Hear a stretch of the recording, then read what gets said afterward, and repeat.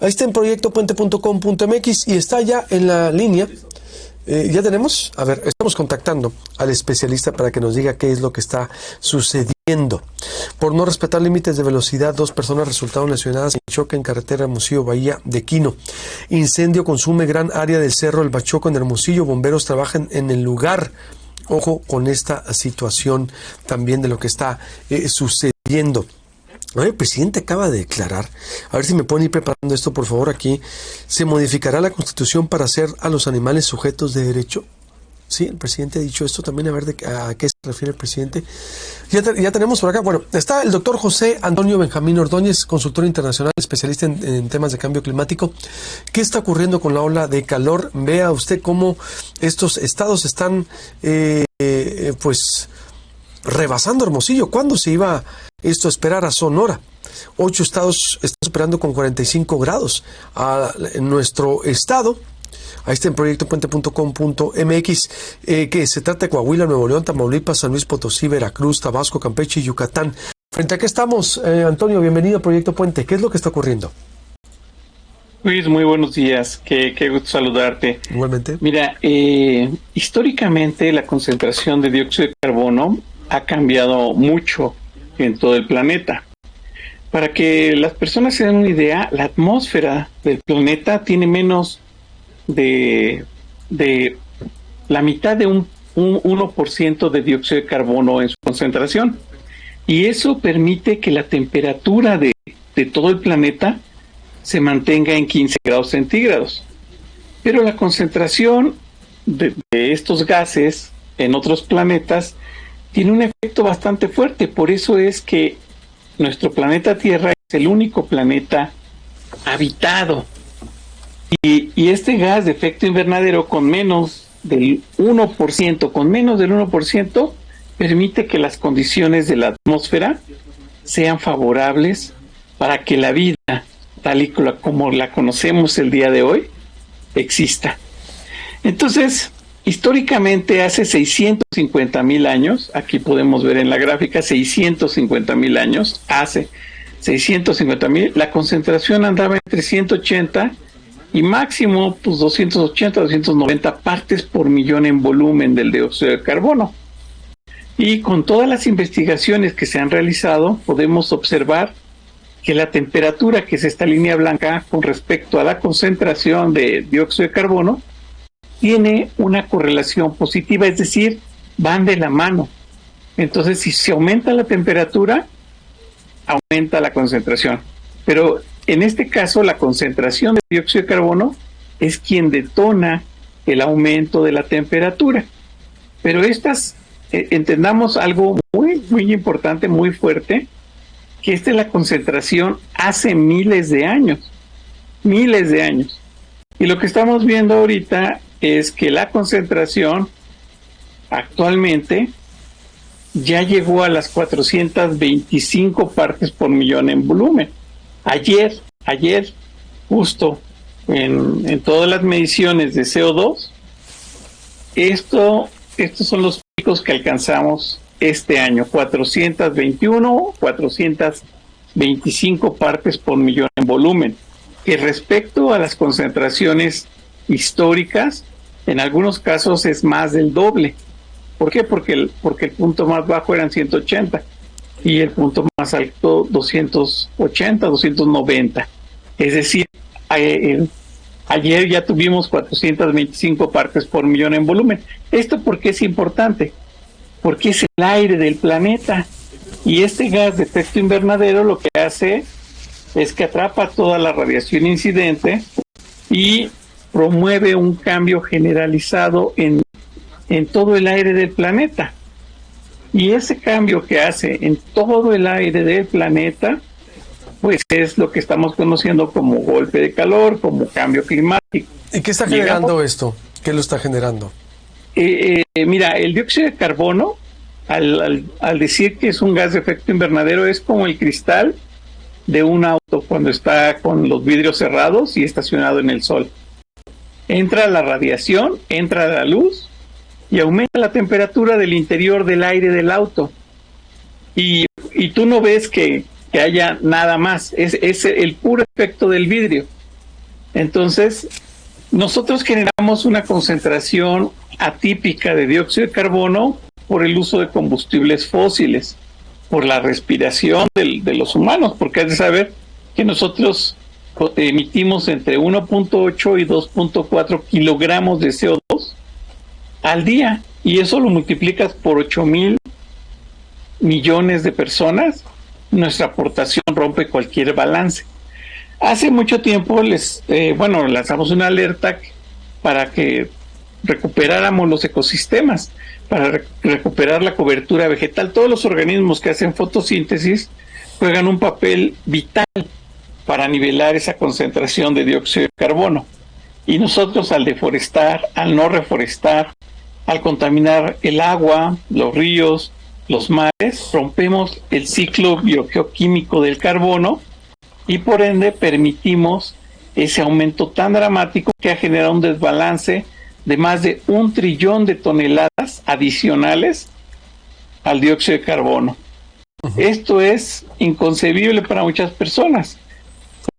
Pero ¿por qué la gente no presta atención? Porque el dióxido de carbono es un gas inoloro, insípido e incoloro, es decir, no tiene color, no sabe a nada y no huele.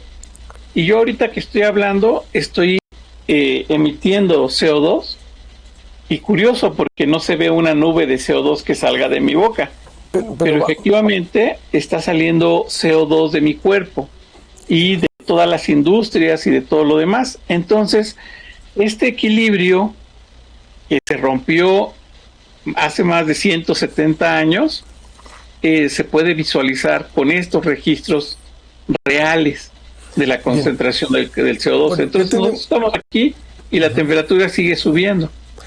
¿Qué tiene que pasar entonces, doctor? Porque van a seguir las temperaturas, por ejemplo, van a seguir aumentando las temperaturas. ¿Qué tenemos que hacer? Van a seguir aumentando, porque este gas en el aire, imagínate nada más, este gas en el aire ya tiene la concentración para estar el aire caliente todo el tiempo. Pero, ¿qué tendríamos que hacer para disminuir entonces eso? ¿Qué tendríamos que hacer? Mira, para disminuir, sugerimos muchas acciones como dejar de contaminar. Ahorita, por ejemplo, tú puedes googlear cuáles son los efectos en los seres humanos por el incremento en la concentración de CO2.